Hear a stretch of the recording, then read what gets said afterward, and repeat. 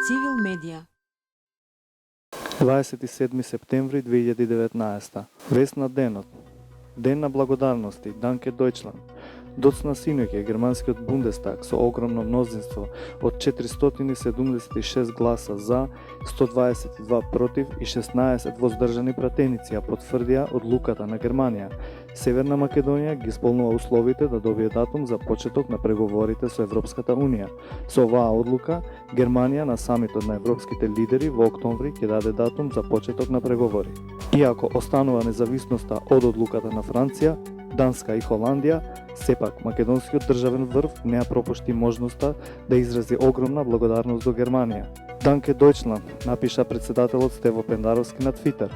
Конечната одлука ја очекуваме во октомври, што ќе значи признание за граѓаните и институциите и за сите наши одлуки, напори и успеси. Ова е голем поттик, продолжуваме да работиме уште повеќе.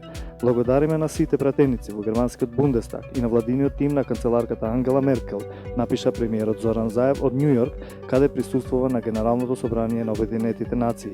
Благодарност изразија и вице-премиерот за европски прашања Бујар Османи, министерот за надворешни работи Никола Димитров, како и независната пратеничка група на ВМРО ДПМН. Позитивни реакции стигнаа и од голем број граѓанки и граѓани што јавно преку социјалните мрежи ја изразија благодарноста до Германија. Заев, конечно ја комплетиравме нашата лична карта во Обединетите нации.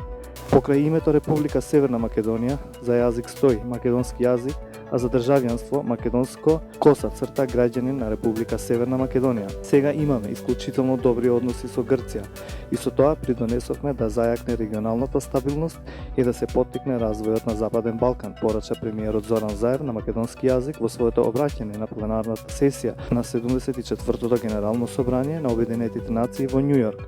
Спогодбата од Преспа, нагласи Заев, заедно со договорот за пријателство со Бугарија, го забрза нашето интегрирање во НАТО и ги отстрани најголемите пречки за наша интеграција во Европската Унија.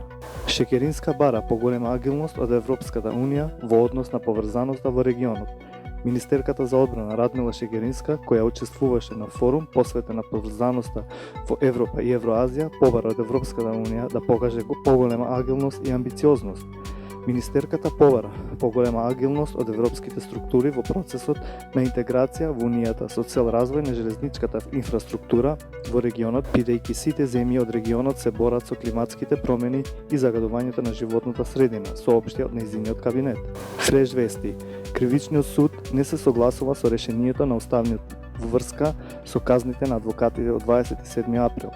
Министерот за образование и наука Арбер Адеми најави завршување на постапката за печатање нови учебници. Условите за аплицирање за новиот клинички центар, неповолни за домашните компании, реагира синдикатот на градежни работници. Повторно одложен изборот на главен ревизор на Собраниската комисија ДЗР пред блокада. Нов напад врз здравствен тим, овој пат во болницата 8 септември. Цивилни активности. Првиот од вкупно 8 регионални семинари, граѓански објектив, промовирање на транспарентни и одговорни политички процеси ќе се одржи утре, 28 септември во Штип, во хотел Оаза со почеток во 10 часот.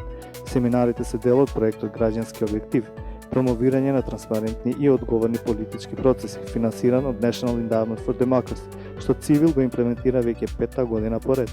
Цивил објави анкета како дел од проектот Зелена иднина во Охрид, во која граѓанките и граѓаните ги искажаа своите мислења за тоа каква иднина ја очекува државата, зелена или црна.